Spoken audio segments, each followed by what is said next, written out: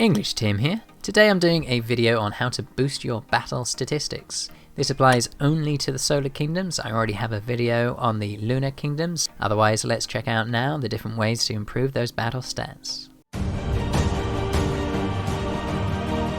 Now these are really important. If you let's say go to your Royal Arena and you can check out your battle logs, you can see here what your battle statistics are. So if you check the log, battle statistics are the parts on the left hand side, so you can see your stats compared to the people you're fighting.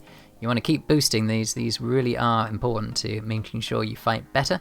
Now, how do you improve these really quickly? Well, I just thought as a note, if you are joining a mega rally, then you do get a massive boost. You can use the stats of the person you're fighting with rather than your own stats. So that is the quickest way to do it.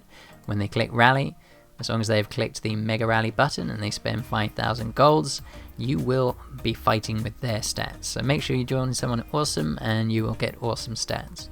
Now, if you can't do that and you want to fight on your own, then you do need to make a lot of changes. There are loads of ways to improve your stats, so let's go through those now. So we've got the Lord equipment. So if you go to your Lord at the top left, you've got this gear here.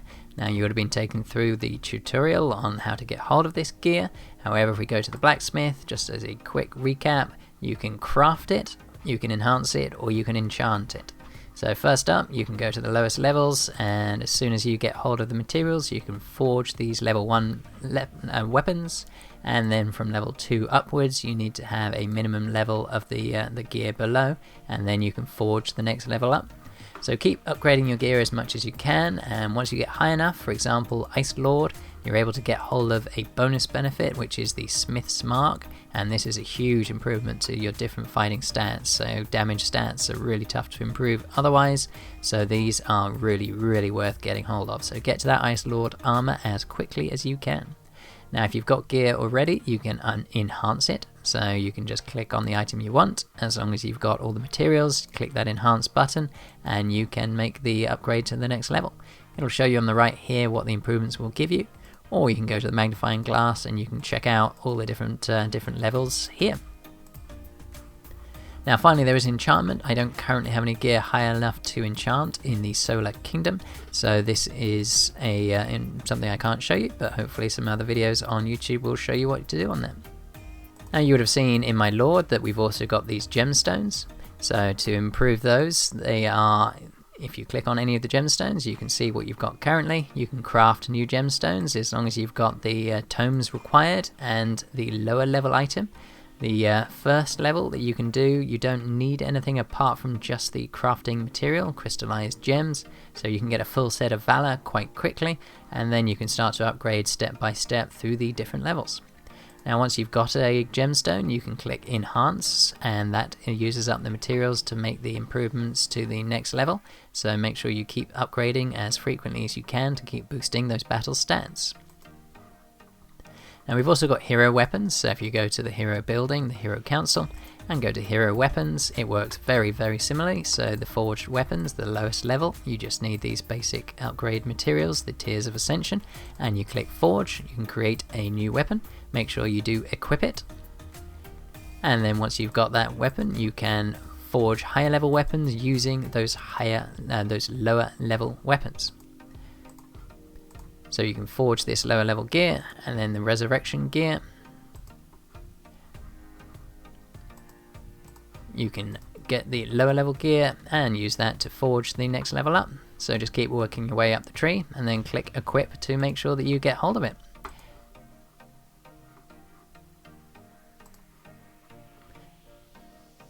And as a side, if you've ever got gear that you're not sure what you can do with, if you go to your weapon library, you can then click on these lower level items, and if you can't use them to upgrade to a higher level, then you can just transform them and you can get the materials that you just spent back. Scrolls don't have a great value, but these materials here can still be used in future upgrades. Now we've got your Lord talents, so if you go to your Lord and your talent tree, the war branch here has a lot of different ways to improve those statistics. You can check what you'll get going through those branches, so You can see this one will increase the health of your cavalry. Now on this tree, just as a note, siege is pretty unhelpful in the current version of the game. It may improve it later. You don't need siege unless you're trying to destroy traps in somebody else's city, so assuming you're not too bothered by that, just skip the siege branches. There's no benefit to doing those at this time. Now if you're defending, there are some benefits you can also have in the balance tree. You have to go a long way to get to them, but you can improve your wall defense here, and that does have a benefit, but I would focus on the war tree first. That will be a greater benefit to you. Now you've got the dragon. There's loads to do with the dragon. One important note about the dragon is if the dragon isn't in your march or in your city, if you're defending your city, its skills will not apply. So make sure you have your dragon, or you have a dragon idol or a dragon blade if you've got your dragon out and you want to use it in the battle. Now there's loads in here, so let's go through it quickly. The tutorial will take you through the basic steps, so you can nurture your dragon. That will increase its level. If you click one tap, one feed, you can use the meat that you've got to improve the level. And once you get hold of enough of these dragon flame orbs, you can evolve your dragon. That will give its maximum level that you can upgrade to a boost, and it will also give you these other benefits as well. Now you've got dragon skills. These have also got multiple ways of being upgraded.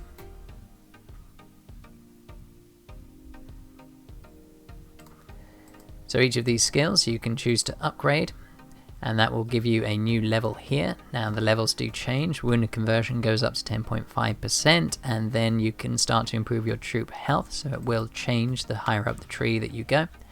And once you've upgraded, you can also evolve. I would always say evolve a skill that you've already upgraded a long way. Evolve takes your existing skill and multiplies it. So if you've only got a very low level skill, it's not as important to evolve a low level skill as it is a higher level skill.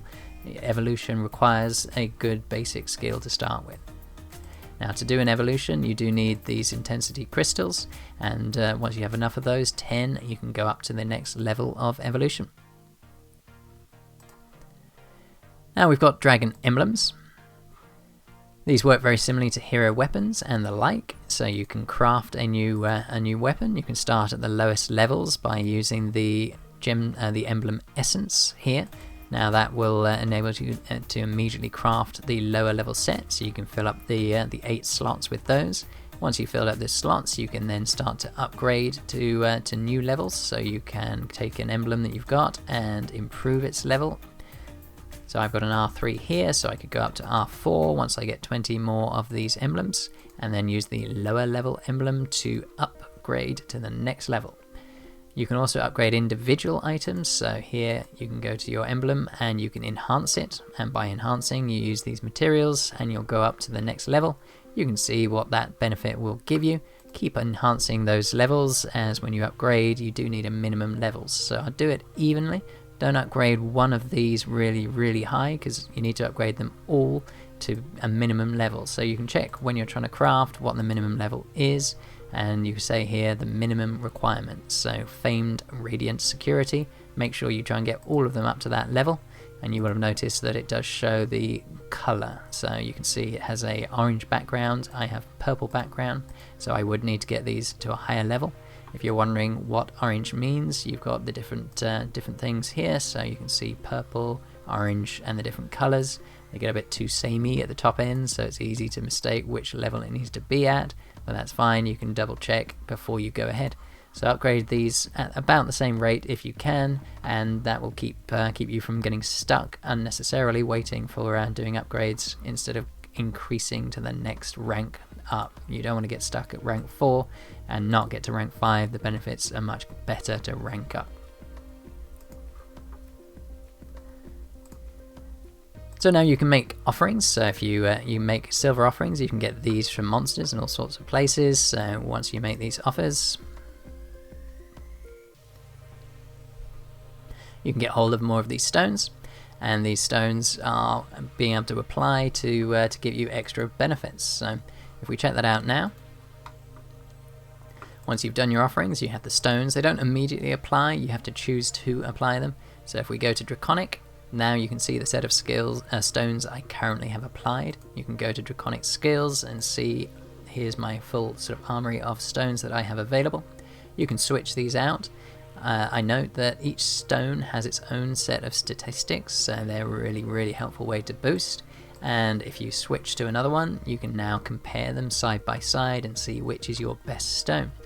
Now these extra stats are really helpful, and there is another improvement that you can have as well, and that is Draconic skills. Now these top 3 here will affect combat, and you have a minimum elemental requirement to activate these skills. So that means you have to get these scores here to match this level here. Now red matches to red, blue matches to blue, green to green. So you can see I would need more red stones to get up to 4 to get the extra 20% to my infantry attack, defense and health. I do note that it might be worth chasing this skill, but only if you don't massively reduce these stats. By getting a lower level red, I might be dropping more than 20% on each of these stats here, and then gaining 20% on each of them here. That's actually worse. So don't chase the Scaled Sanctuary at the cost of losing your best stones. Only chase it as a nice little boost. Now we've also got Breath of Fire. Now this one is worth chasing. It's really powerful for the time it runs. It only runs for 30 minutes, but whilst it's running it can do huge amounts of damage. The more troops you have, the more damage it can do, up to 1.5 million troops. And it's only for those troops that are level 6 or above. So if you've not reached level T6 troops, this Breath of Fire will have no effect. Don't use it until you get to level 6. Now once you've got those troops, the higher this level, the more effective this Breath of Fire is. You can see each of the changes. Now level 3 is one that might confuse a lot of people. It says targeting the troops nearest to you. Now that might not mean a lot to a lot of people, but the way in which troops fight, the enemy will stand in front of you and their infantry will stand at the front, and then their cavalry will be behind them and the bowmen at the back raining down death. So the dragon will attack the infantry first at its lowest levels, and then at the higher levels it will then be able to swoop over and attack the bowmen directly. You might say it's not a big difference, but it really is. Your infantry can take a heck of a lot more damage than your bowmen can, so one attack on the bowmen will kill a heck of a lot more bowmen than it will do infantry. So the higher level Breath of Fire, the more damage you're going to do. So really worth chasing this one up. So check all the requirements and try and get that up. Just as a note, it only has a cooldown period, so once you've used it you can't immediately use it again, and therefore during that time it might be worth swapping your stones if you can get a better set of attack stats, and then swap it back later when you're ready to use your Breath of Fire again. Now finally, you've also got the Draconic Ore. This one you have to meet a fairly high bar for elemental requirements, but once you do, if you've got decent elemental skills, then you can actually get some extra benefits to your troop damage and reduce the damage your troops receive. So it's powerful, much harder to predict. So this one is less easy to know whether it's worth going for. You'll know if you've got good enough stones whether or not you can get there, so don't worry too much about this one. It's when you're starting out. So that's your dragon.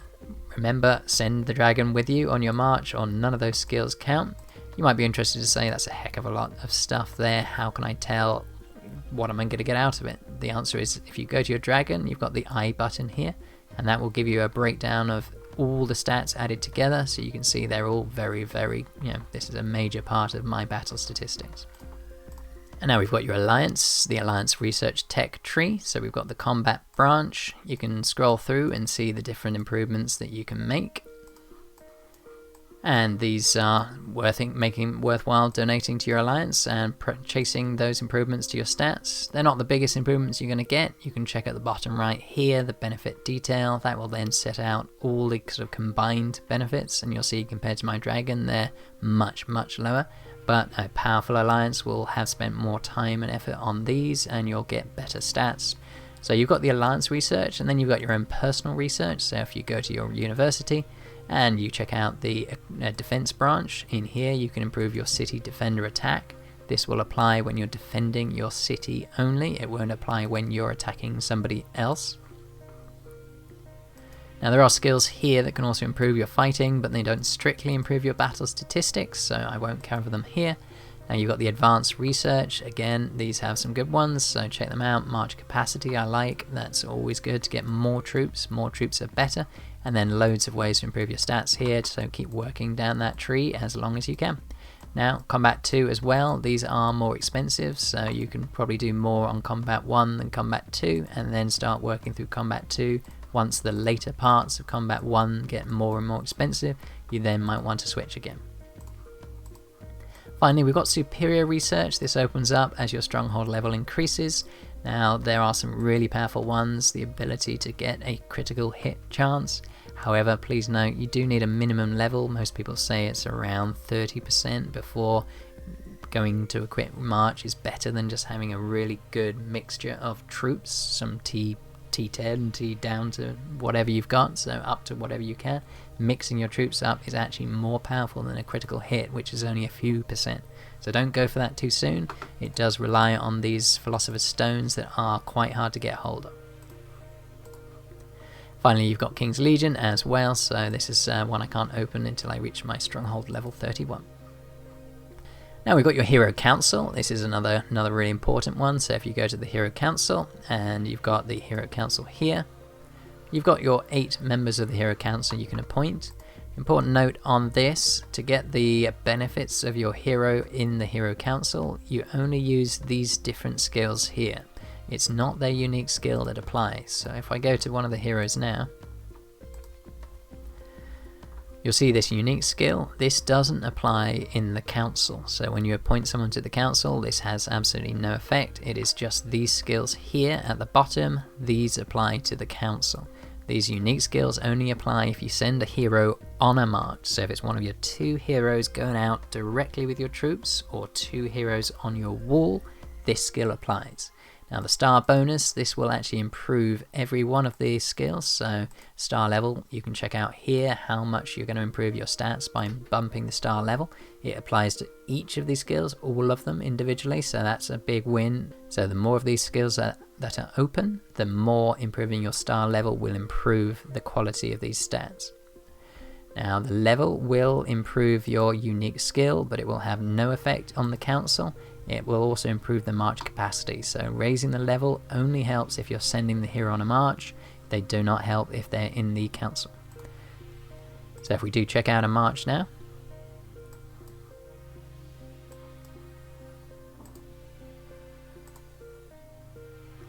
then selecting these heroes here, you can improve your battle statistics. So at the minute these are gathering heroes or getting extra resources and extra experience and the like. So when hunting monsters, they're great, but when you're fighting, you want to use heroes here. Now you can check out how much it's going to improve your stats on the left. My note about gallantry, any of these resonance skills only apply when you have matching heroes. So if I put in this hero here, now freedom won't apply and gallantry won't apply. So I'd need to put another matching hero here, and now freedom will apply. You can see this starts glowing to show that this extra skill will apply. Now we've got temporary relics. Now these are fairly modest boosts, but hey, every little helps. So if you go to the store, you've got the battle blade that can add 15% to your troop health, attack and defense.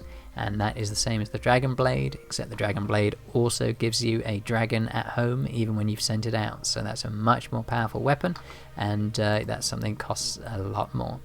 You've got the Crown of Command. I'll just say that increases your march capacity, not strictly covered on this video, so I will cover that on my march capacity video.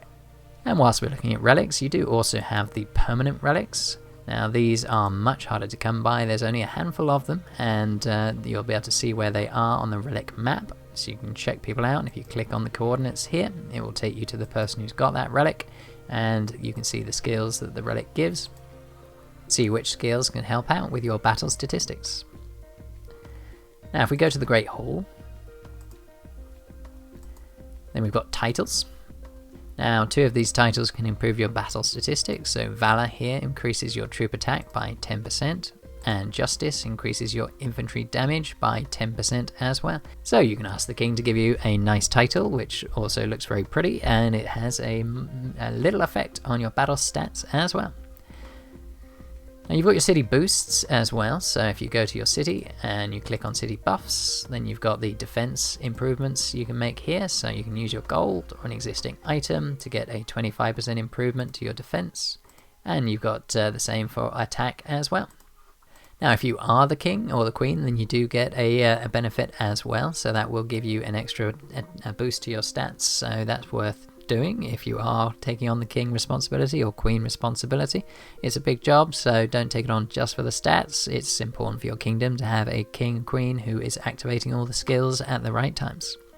Now you can activate your VIP. Once you get to VIP 9, you can improve your troop attack and troop defense by 10%, and once you reach VIP 10, you can also improve your troop health as well. Now you've got accolades in your city, so if we go into our city now,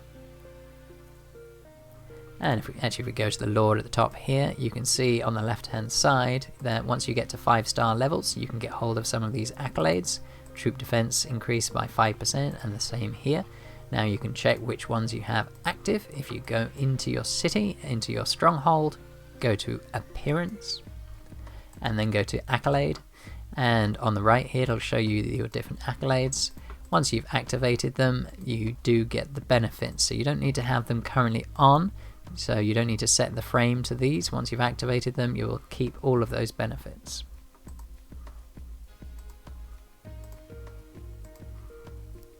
Now finally, we've got the forge. Now you're in the forge, you can also increase the level of your forge to increase your infantry attack. So that varies from 2% at your level 1 forge right up to 300% for the level 45 forge as the maximum currently available. So that's all the different ways to boost your battle statistics. Hopefully I've covered everything. If not, chuck something in the comments down below and I will update this video at a later date. Now I will go into how do you actually get all those materials. It's very nice saying how to make those upgrades, but without the materials you just can't do it. So my next video will cover how to get hold of the items that you need to make those improvements. I am EnglishTim, thanks for watching my content. If you're enjoying these videos, then please do click on that subscribe button and on the notification bell to receive updates about my future videos. There's also the like button, so smash that now. And if you've got any questions, chuck them down below in the comments, or if you've got to send me screenshots and the like, check me out on Discord. I'm EnglishTim #2230. Now I'm in the middle of my ultimate fighting guide. This is a beginners to experts guide on how to fight. It covers absolutely everything. I am EnglishTim, thanks for watching, and join me on my next video. King of Avalon, play now.